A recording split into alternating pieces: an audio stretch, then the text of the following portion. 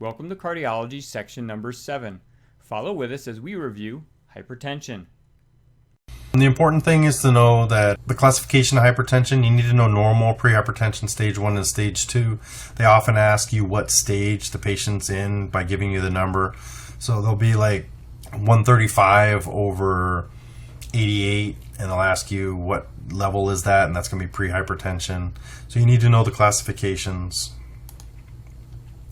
The history of hypertension, you're going to be looking for headache, poor diet, use of alcohol, stress, nosebleeds, anything that gives you a clue that they may have hypertension. So we got causes of secondary hypertension. So essential hypertension is primary. The secondary causes of hypertension are like renal artery disease. We can fix it generally is what it is.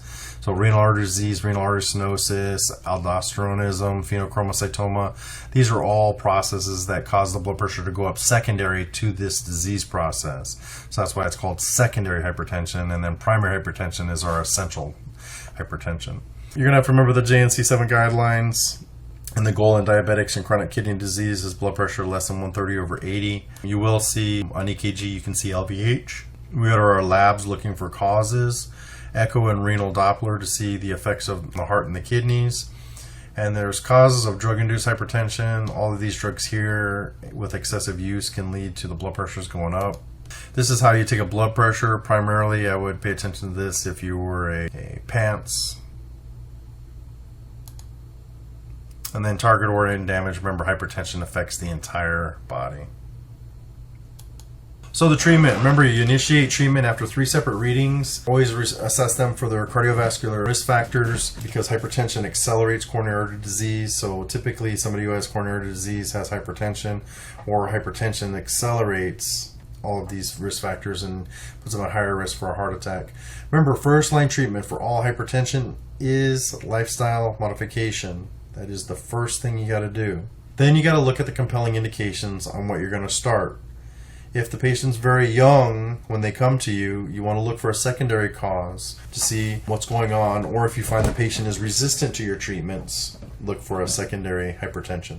All right, so the important things about blood pressure is there's about a ton of medications, and the JNC7 criteria are going to be looking for compelling indications. So the important thing to remember is that if the patient is diabetic, have congestive heart failure, or any kind of a heart attack, ACE inhibitors are generally the first line for somebody who has hypertension and any of these conditions. They should be on an ACE inhibitor.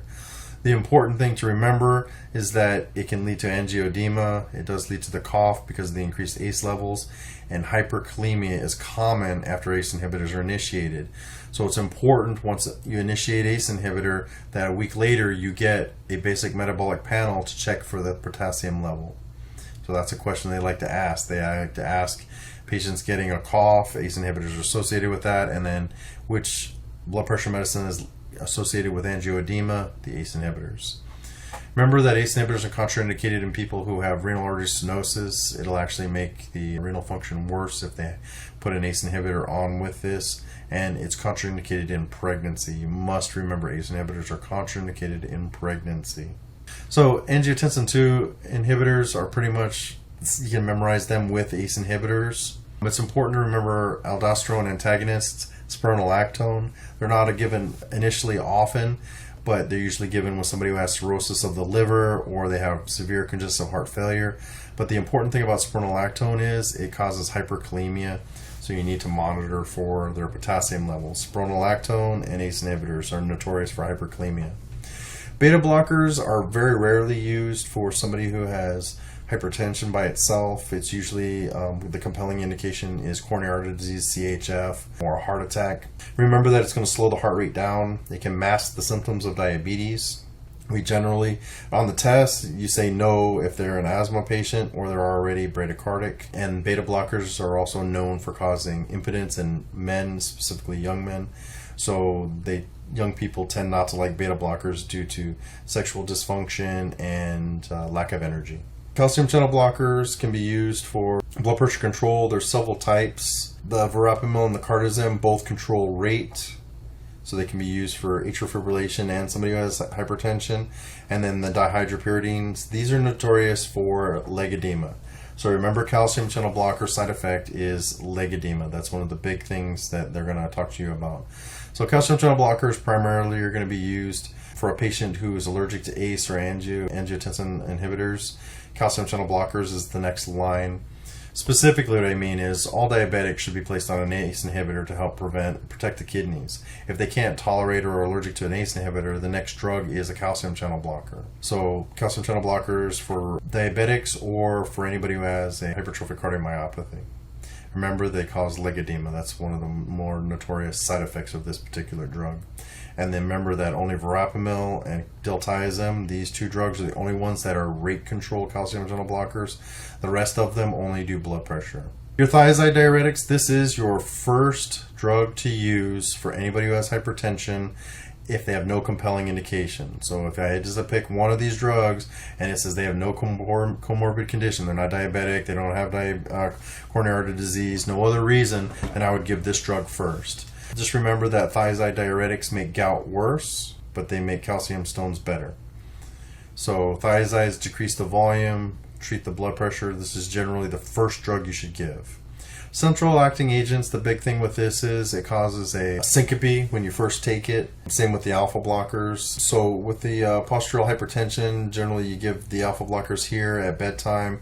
These agents here, they cause a nice rebound hypertension when it's stopped recently. The alpha blockers here, these are the ones that you can treat both hypertension and BPH at the same time.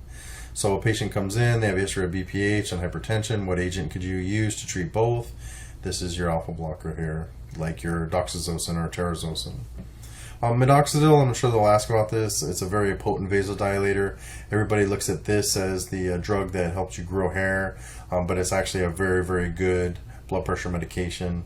And then hydralazine is often used. It's not usually a first-line drug. If it is used, it's generally in end-stage renal patients. It's a vasodilator.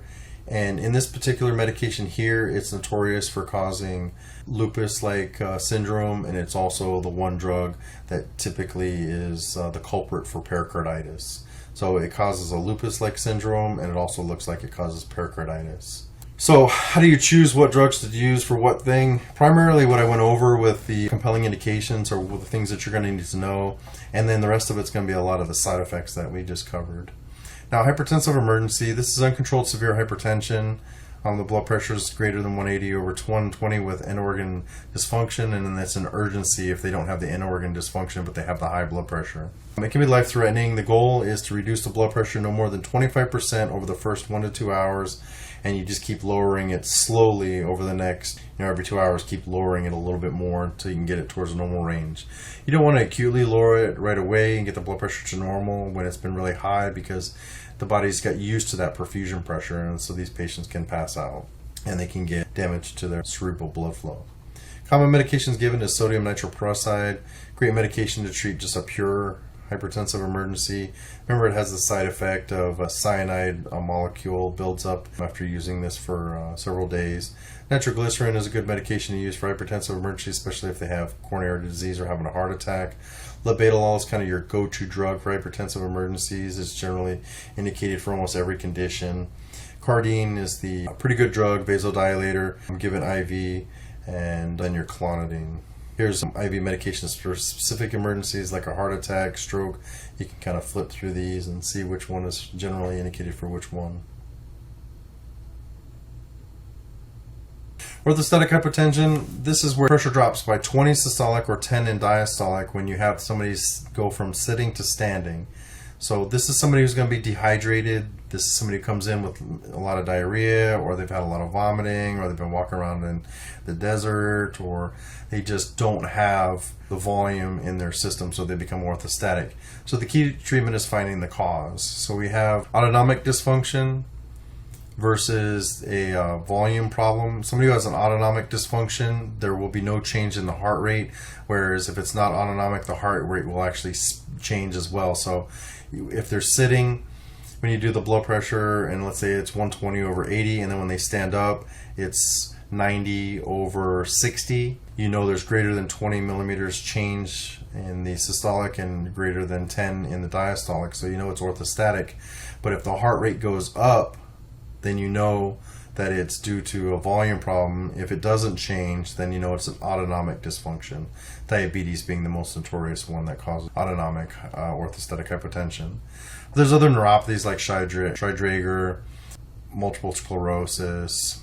These disease processes can also lead to this orthostatic hypotension, which is due to the nerves. So if it's iatrogenic, we did it, remove the offending agent. So usually the blood pressure medications are often causes of orthostatic hypotension, like your alpha blockers for somebody who has BPH.